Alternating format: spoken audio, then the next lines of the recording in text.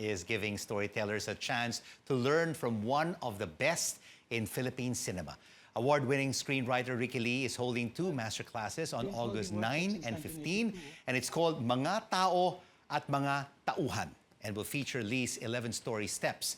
To tell us more about this, we have Ricky Lee himself joining us on The Final Word. Ricky, good evening. Great to have you with us. Yeah, thank you for having me again, Rico. So when you open a masterclass, Ricky, what do you tell your participants, your students, about the importance of storytelling and writing storylines? Yeah, it's really, really very important to tell stories, especially now, during these times. Stories always make us see how things really are. It helps us make sense of the world. It helps us get by, no matter what the problems are. Stories heal, so they're really very important.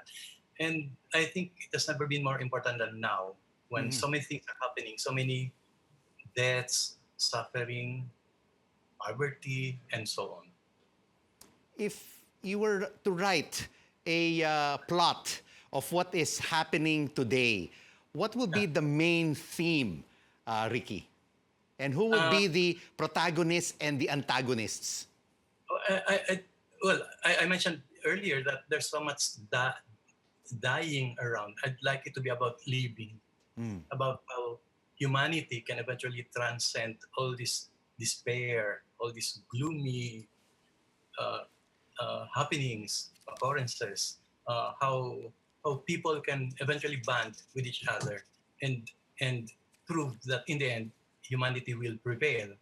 But I'd like it to be from the point of view of several people rather than from the point of view of a bida or a hero, because I think this is also a time when anybody can be a hero. Anybody can have agency over his fate. He can do something.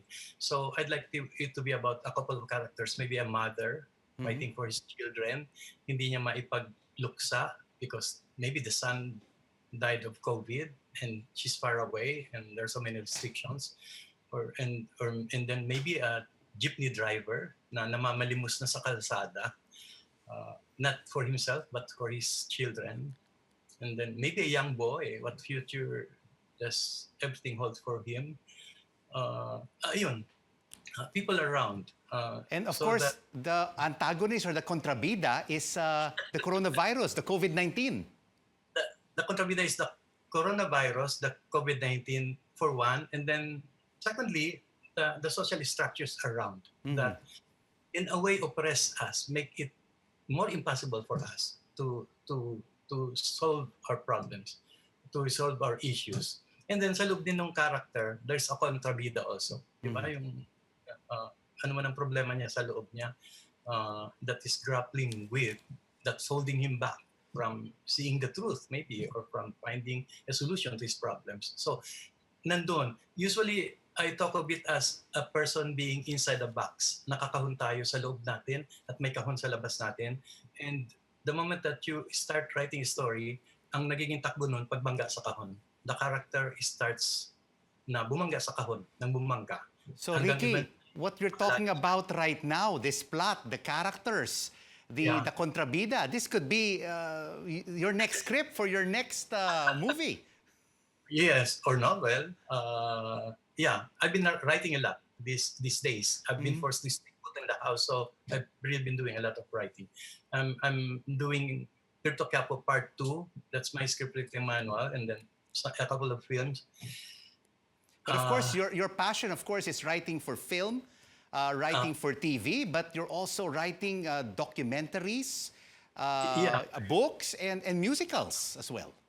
And yes, musicals. Sana, again, we did Himala the musical last year. Sana we can, well, wala pa ngayon, social distancing, so ang hirap pa ng buhay sa teatro. But eventually, I think everything will, hindi naman back to what it used to be, but there will be a new normal when, so this master class that you're having on August 9 and 15, Ricky, is this also for non-writers like myself?